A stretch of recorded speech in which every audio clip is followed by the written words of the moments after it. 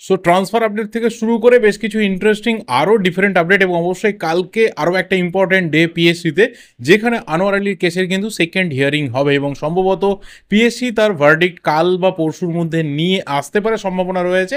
কিন্তু টোটাল ব্যাপার কি রয়েছে, আসার চান্স না আসার চান্স, পুরো বিষয় আপাতত কোথায় দাঁড়িয়ে, কি কি ম্যাটার উঠে আসছে কালকের জন্য, সব কিছু নিয়ে কিন্তু শেয়ার করবো। আর একদম ইন ডিটেলস হবে, খুব বেশি ডিপ্লোম্যাটিক ডিসকাশন আজকে রাখছি না। যা কিছু কোর আপডেট রয়েছে সেটা সামনে এনে ফেলবো এবং সেখানে যা কিছু ওপিনিয়ন তোমাদের উঠে আসবে সেটা হচ্ছে লাস্ট কথা। প্রথম যে বিষয়টি নিয়ে কথা বলবো সেটা হচ্ছে ডুরান্ড কাপের ডার্বি। 18 তারিখে ডুরান্ড কাপের ডার্বি রয়েছে। টিকিট সেলিং কিন্তু স্টার্ট হয়ে গেছে অফিসিয়ালি, ডুরান্ডের তরফ থেকে পোস্ট করে জানিয়ে দেওয়া হয়েছে যে টিকিট কিন্তু বিক্রি শুরু হয়েছে এবং যারা অনলাইনে টিকিট কাটবে তারা 11 তারিখ থেকে কিন্তু তাদের রেসপেক্টিভ ক্লাবস থেকে, মানে মোহনবাগান টেন্ট থেকে এবং ইস্টবেঙ্গল টেন্ট থেকে কিন্তু সেই অনলাইন টিকিটের রিডিম করতে পারবে, অর্থাৎ অফিসিয়াল যে অফলাইন টিকিট রয়েছে সেটা কালেক্ট করতে পারবে। তো একইভাবে কিন্তু ইস্টবেঙ্গলের যে 14 তারিখে ম্যাচ রয়েছে অল্টিন আসিরের বিরুদ্ধে, যেটা এফসি চ্যাম্পিয়ন্স লিগ 2 এর কোয়ালিফিকেশনস ম্যাচ, এবং সেখানে জেতার ওপরে ডিপেন্ড করছে ইস্টবেঙ্গল এফসি চ্যাম্পিয়ন্স লিগ 2 এর গ্রুপ স্টেজে যাবে কি না। এবং অবশ্যই সেই ম্যাচের টিকিট সেলিংও কিন্তু স্টার্ট হয়ে গেছে, তোমরা গিয়ে বুকমাই শো থেকে টিকিটগুলো কাটতে পারো। এরপর যে বিষয়টি নিয়ে কথা বলবো সেটা হচ্ছে 13 তারিখে, অগাস্ট মাসের 13 তারিখে একটা ইম্পর্টেন্ট ডে রয়েছে, কারণ সেই দিনকে আমাদের সুপ্রিম কোর্টে একটা বড় হিয়ারিং রয়েছে। সেই হিয়ারিং কিন্তু হবে সিজিআই, চিফ জাস্টিস অফ ইন্ডিয়ার যে ডিভিশন বেঞ্চ রয়েছে সেখানে। এবং ম্যাটারটা হচ্ছে এআইএফএফ এর বেশ কিছু বর্তমান সমস্যার দিক, যেখানে একদম রঞ্জিত বাজাজ থেকে শুরু করে বাইচুং ভুটিয়া প্রায় প্রত্যেকে জয়েন্ট মুভ করে একটা কেস করেছিলেন। এবং সেই হিয়ারিংয়ের 2-3টে মেন বিষয়ের মধ্যে সবথেকে ইম্পর্টেন্ট ম্যাটার হচ্ছে যে যেভাবে ম্যানুয়েল মার্কোস রোকার কোচ সিলেকশন হয়েছে, যেভাবে তাকে সিলেক্ট করা হয়েছে, অন্য খুব বেশি কোচের ইন্টারভিউ নেওয়া হয়নি বা খুব বড় হাইফাই প্রোফাইল নিয়ে আসা হয়নি, কেন এত তাড়াহুড়ো হয়েছে, সেটা একটা ম্যাটার রয়েছে। এবং সেটা প্রথম দিন থেকে জানা গেছিল যে বাইচুং ভুটিয়া, ইন্ডিয়ান ভেটারেন, আমাদের প্রিভিয়াস ক্যাপ্টেনও, তার একটা বড় এখানে অমত রয়েছে। তো সেই নিয়ে কিন্তু হিয়ারিং রয়েছে। এবং তার পাশাপাশি আরও একটা বড় ম্যাটার, যেটা নিয়ে রঞ্জিত বাজাজ বা বহু আই লিগের টিম কিন্তু অনেকদিন ধরে ফাইট করে আসছে, যে আমাদের এই আইএসএলে এখনও অবধি কেন প্রমোশন রেলিগেশন স্টার্ট হলো না।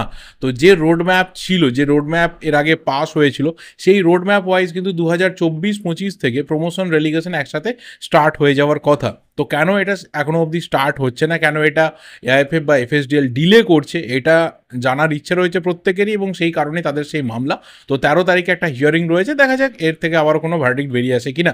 নেক্সট যে বিষয়টি নিয়ে কথা বলবো সেটা অবশ্যই ফুটবলিং পারপাস রয়েছে। কালকে যে বিকালের ভিডিও ছিল সেই ভিডিওতে কিন্তু বলেছিলাম রহিম আলীর ব্যাপারটা, যেটা অনেকদিন আগে থেকেই গুঞ্জন স্তরে ছিল যে চেন্নাইন এফসি না ওড়িশা এফসি, কোথায় রহিম আলী যাচ্ছে। তো কালকেই বলেছিলাম যে ওড়িশার সাথে কিন্তু রহিম আলীর এই মুহূর্তে ডিল ডান, ওড়িশা এফসিতে রহিম আলী মুভ করছে, কারণ তার জন্য সব থেকে আইডিয়াল প্লেসটা আপাতত ওড়িশা এফসি। আজকে মার্কাসের তরফ থেকে জানিয়ে দেওয়া হয়েছে যে হ্যাঁ, এই ডিল কিন্তু ডান হয়ে গেছে, পেপার স্ট্রাকচার কমপ্লিট হয়ে গেছে, এবং আগামীকাল থেকে রহিম আলী কিন্তু ওড়িশা এফসির হয়ে প্র্যাকটিস শুরু করে দিচ্ছে।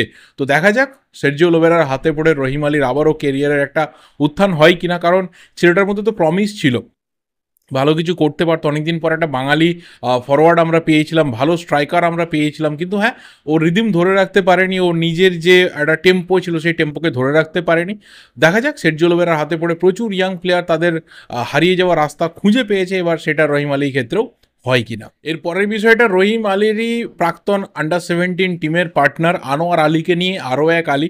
ইন্ডিয়ান ফুটবলে এই মুহূর্তে দাঁড়িয়ে যদি ট্রেন্ডিং নাম খোঁজা হয় তাহলে সেই নামটা আনোয়ার আলী রয়েছে, এবং তাকে নিয়ে যা কিছু ট্রেন্ড রয়েছে আপাতত ইন্ডিয়ান ফুটবলে, তার ধারে কাছে কোনো প্লেয়ার নেই, মানে কোনো বড় ফিগারও এই মুহূর্তে দাঁড়িয়ে ইন্ডিয়ান ফুটবলে আনোয়ার আলী ট্রেন্ডিংয়ের ধারে কাছে পৌঁছতে পারেনি।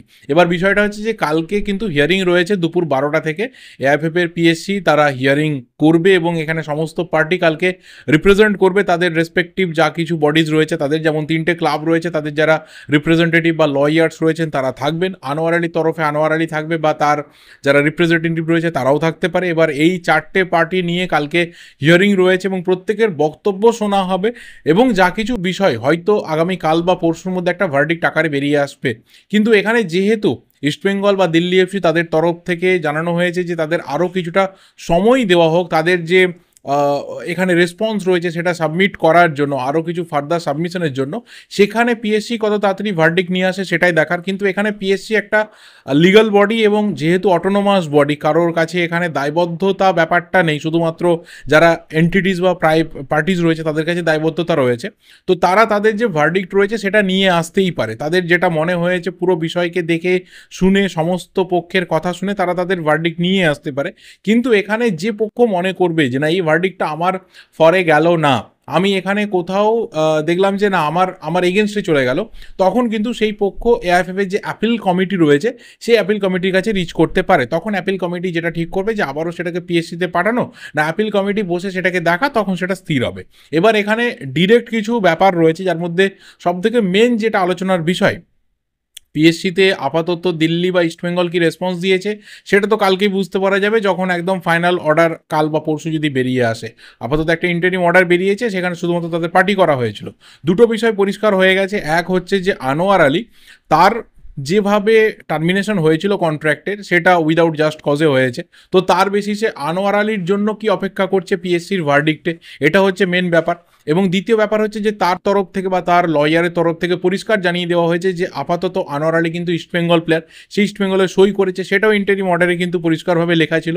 এবং তার পাশাপাশি মোহনবাগানের সাথে তার কোনো সম্পর্ক নেই, মোহনবাগান তাকে এনওসি দেবে, কিন্তু এনওসি কোন গ্রাউন্ডের ওপর দেবে না ফাইনাল ভার্ডিক্ট গ্রাউন্ডের ওপর, যে মোহনবাগান যখন মনে করবে যে তারা যা কিছু দাবি করেছে, যে ক্ষতি মোহনবাগানের হয়েছে সেই ক্ষতিটা পূরণ হয়ে গেল, তখন মোহনবাগান সেখানে এনওসি দেবে এবং দিতে বাধ্য।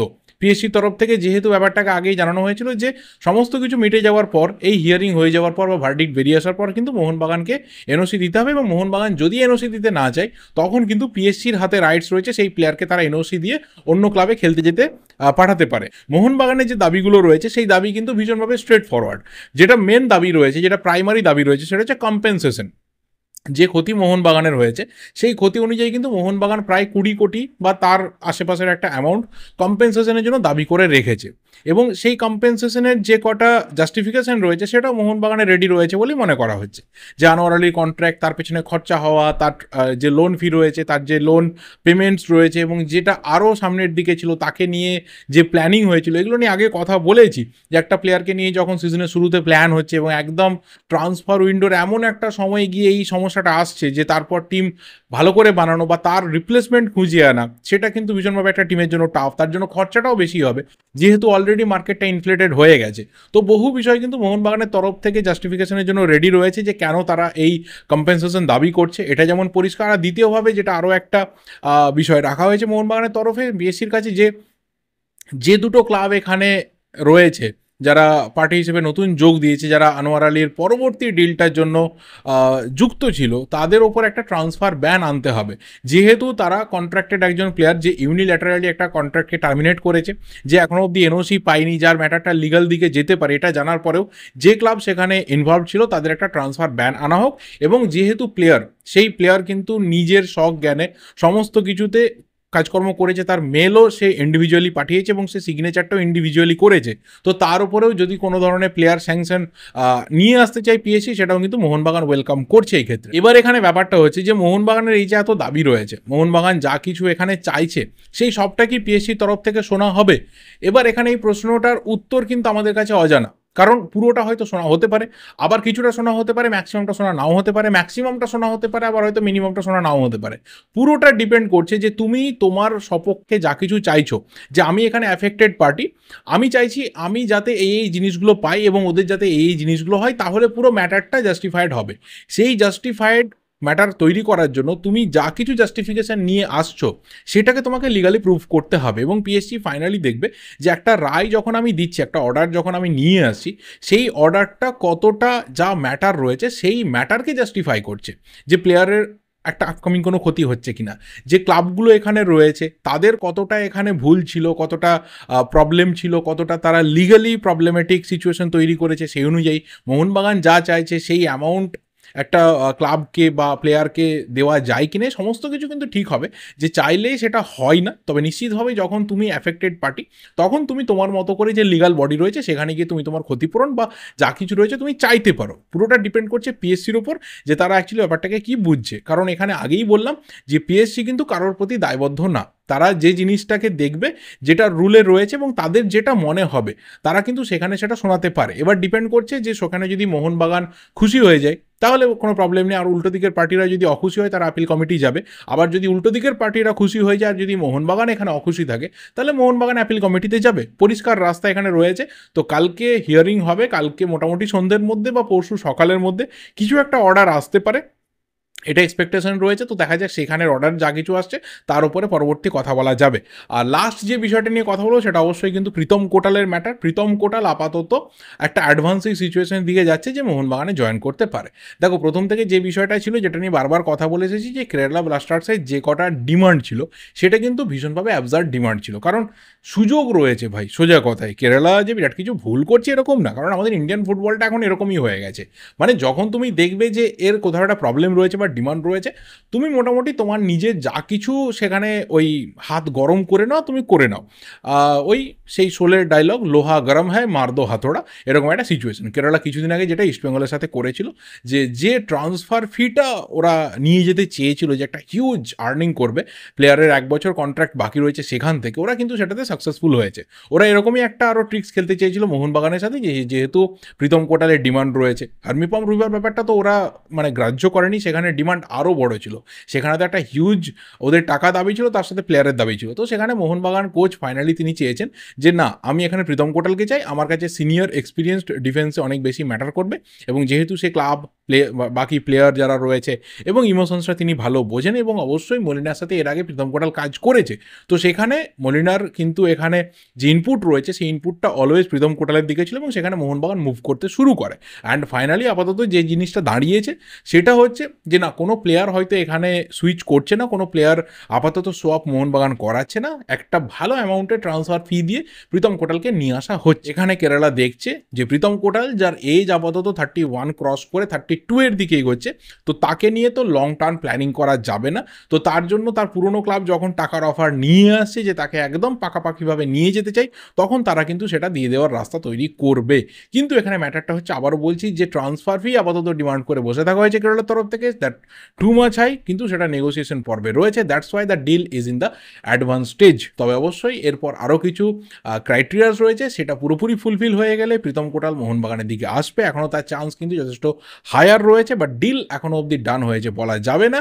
কিন্তু হোসে মলিনা তিনি ভীষণভাবে পুশ করছেন যে যত তাড়াতাড়ি সম্ভব প্রীতম কোটালকে টিমে লাগবে, টিমের কম্বিনেশনে লাগবে, যত তাড়াতাড়ি সম্ভব তাকে সেট করতে হবে, এবং মোটামুটি তাকে যাতে অন্ততপক্ষে 15 days অর মোর দেন যদি ট্রেনিংয়ে তাকে পাওয়া যায়, তাহলে কিন্তু সেটা আপকামিং চ্যাম্পিয়ন্স লিগ 2 এবং আইএসএলের একদম শুরু থেকে খুব ভালোভাবে হবে। কারণ দুজন সেন্টার ব্যাক বিদেশি প্লেয়ারকে নিয়ে স্টার্ট করলে সেখানে কিন্তু আপ ফ্রন্টে অনেকটা শক্তি কম মোহনবাগানে থাকবে, সেটা মলিনা কিন্তু করতে চাইছেন না। একজন বিদেশি প্লেয়ার, একজন দেশীয় প্লেয়ার, এইভাবে তিনি কিন্তু সেন্টার ব্যাক পেয়ারিংটা করতে চাইছেন। বাকিটা অবশ্যই দেখা যাক কত তাড়াতাড়ি এই ডিলটা ফরওয়ার্ড হয়। এবার তোমাদের যা যা ওপিনিয়ন্স রয়েছে রিগার্ডিং অল দিস থিংস অবশ্যই কমেন্ট করে জানাতে থাকো। ভিডিওটা ভালো লাগলে লাইক করো, শেয়ার করো, দেখা হবে পরের ভিডিওতে। Till then subscribe the channel যদি নতুন হয়ে থাকো। Thank you, goodbye and good night.